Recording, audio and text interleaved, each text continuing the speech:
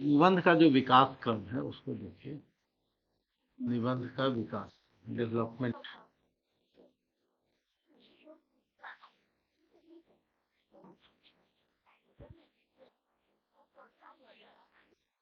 16वीं सदी यूरोप में और भारत में 19वीं सदी।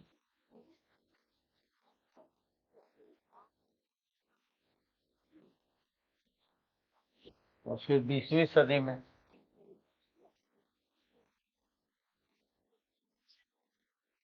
और आज हम 21वीं सदी में।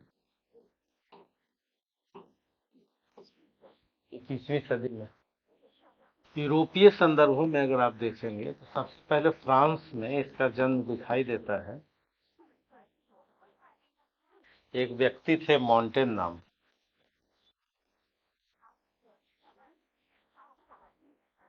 और फिर इंग्लैंड में एक व्यक्ति थे इसके बाद, उनका नाम था बेकन। इन्होंने व्यक्ति परक निबंधों का विकास किया। इंडिविजुअल परक जो है, व्यक्ति परक निबंध। और इन्होंने बाद में चल करके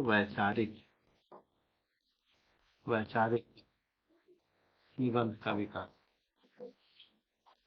वैचारिक निबंध का विकास किया। लेकिन भारत में 19वीं सदी से निबंधों का विकास हुआ। ये व्यक्तिपरक निबंध बाद में चल करके भारतीय संदर्भों में ललित निबंध कहा। ललित निबंध भारतीय संदर्भों में क्या कहेगा, ललित निबंध। और दूसरा तो ये तो वैचारिक था ही, वैचारिक था ही। और 19वीं सदी में निबंधों के विकास में एक व्यक्ति का नाम है बालकृष्ण भट्ट या भारतेंदु हरिश्चंद्र। ये लोग साहित्यकार थे और इन लोगों ने निबंधों को पत्रकारिता के माध्यम से लिखने की शुरुआत 19वीं सदी में हम पत्र पत्रिकाओं में देख रहे हैं। पत्र पत्रिकाओं में निबंध लेखन। और ये निबंध लेखन का प्रारंभिक दौर स्वतंत्र विधा नहीं है। निबंध लेखन का इनिशियल दौर है भारत में। भारतवर्ष में आंख पर, कान पर इस तरह के निबंध लिखे गए, पत्र पत्रिकाओं में ये छपे। तो भारत में निबंधों के जनक भारतेंदु युग को माना जाता है। 19वीं सदी का वो दौर है जो नवजागरण का, जिसको आप इतिहास में क्या पढ़ते हैं, पुनर्जागरण पढ़ते हैं।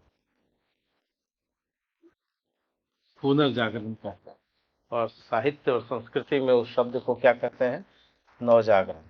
एक व्यापक फलक में, यानी कहने का मतलब कि नवजागरण जो है एक बड़ा, इसी में पुनर्जागरण। नवजागरण एक पूरा सेट, कई सारी बातें हैं उसी में। एक पुनर्जागरण का दो स्थिति है, सामाजिक और धार्मिक। यही आप पढ़ते हैं, यही पढ़ते हैं ना 1828। सामाजिक धार्मिक सुधार आंदोलन, जिसको एक शब्द आपने दिया, पुनर्जागरण। समाज और धर्म, लेकिन और भी तो एरिया छूट गया। अर्थ छूट गया, भाषा छूट गया, राजनीति छूट गया, बहुत सारे एस्पेक्ट छूट गए जो बाद में ऐड होंगे 20वीं सदी तक आते आते। यानी नवजागरण का जो चरण है वो हम कब से मानते हैं, 1828 से लेकर के 1947 तक, 1947 तक। जबकि पुनर्जागरण विवेकानंद तक ही क्लोज कर देते हैं। नहीं, यानी हम राजा राम मोहन राय से शुरू करते हैं, विवेकानंद तक क्या कर देते हैं, क्लोज कर देते हैं। सामाजिक धार्मिक सुधार, इसके आगे तो नहीं पढ़ते, पढ़ते हैं। लेकिन नवजागरण का फेज आप छायावाद और आगे भी जोड़ते हैं। तो इसका मतलब है कि नवजागरण के दौर में निबंधों का विकास हुआ पत्रकारिता के माध्यम से। लेकिन जब 20वीं सदी आया तो इसमें एक दो नाम आते हैं। एक तो द्विवेदी जी आते हैं, महावीर प्रसाद, पूरा नाम क्या है, महावीर। और दूसरे व्यक्ति आते हैं रामचंद्र शुक्ल। और शुक्ल जी के साथ ही निबंध का स्वतंत्र विकास शुरू होता है। स्वतंत्र विकास, निबंध एक अलग से इंडिविजुअल रूप से इंडिपेंडेंट भी विधा हो सकती है। इसको डिफाइन किसने किया? शुक्ल जी ने। जैसे उपन्यास एक अलग विधा है, नाटक एक अलग विधा है। अब तक निबंध साथ साथ चल रही थी पत्रकारिता की, लेकिन निबंध जो है एक इंडिविजुअल आइडेंटिटी के रूप में हमारे सामने आती है। किसके किसके समय? शुक्ल जी के समय। और ये समय है 1920 से 40 के बीच का समय, 1920 से 40। और धीरे धीरे ये विधा मैच्योर होती है, धीरे धीरे विधा 20वीं सदी में। और अब हम लोग तो कहाँ आ गए? 21वीं सदी में आ गए। इसका मतलब है कि ललित निबंध जो थे ये एग्जाम में नहीं आते, ये एग्जाम में आपके यहाँ नहीं आए। एग्जाम में कौन सा है? वैचारिक निबंध है।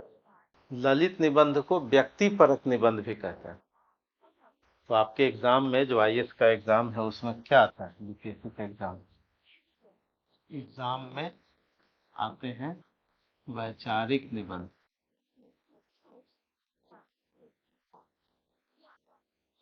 ललित निबंध नहीं आता। और एक चीज और कि लेख और निबंध दोनों प्रारंभ में एक थे, नाम एक ही था। लेख और निबंध दोनों एक माने जाते थे अपने प्रारंभिक विकास यात्रा।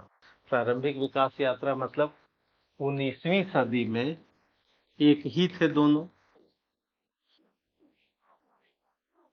चाहे जिस नाम से रखिए। लेकिन जब 20वीं सदी में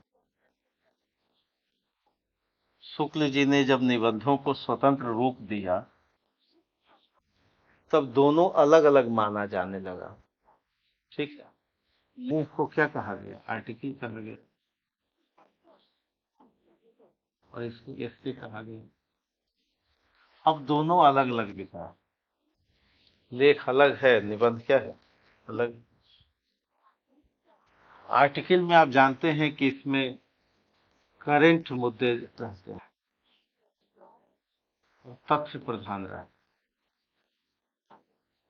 जैसे अभी इलेक्ट्रॉल बॉन्ड पे चर्चा हो रही है ना, चंदा मामा। तो क्वेश्चन मार्क उठ रहा है, भविष्य में शायद पढ़ाया जाए कि चंदा मामा जो है दूध की कटोरी नहीं लाएंगे, कुछ और लाएंगे। नहीं, गांव में नहीं सुनते थे कि चंदा मामा आएंगे दूध की कटोरी लाएंगे? नहीं, अब थोड़ा चंदा मामा पे क्या आ रहा है? ग्रहण लग गया है। नहीं, तो कहने का मतलब ये है कि अगर ये इलेक्ट्रॉल बॉन्ड पे कोई आर्टिकल आ रहा है तो ये करंट और तथ्य प्रधान होता है, इसको आर्टिकल कहते हैं। लेकिन इसी तरह का निबंध में क्वेश्चन नहीं आएंगे। तो निबंध की प्रकृति शाश्वत, शाश्वत समस्या,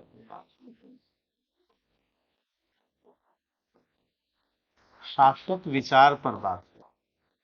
निबंध का टॉपिक ये होगा, लेकिन जो तत्क्षण स्पॉन्टेनियस जो रिएक्शन होता है वो आर्टिकल का हिस्सा होता है। इसलिए आप अखबारों में क्या पढ़ते हैं? आर्टिकल पढ़ते हैं। अखबार में जैसे चुनाव पर एक आर्टिकल आएगा, चुनाव आयोग बनाए गए, उस पर एक आर्टिकल आएगा।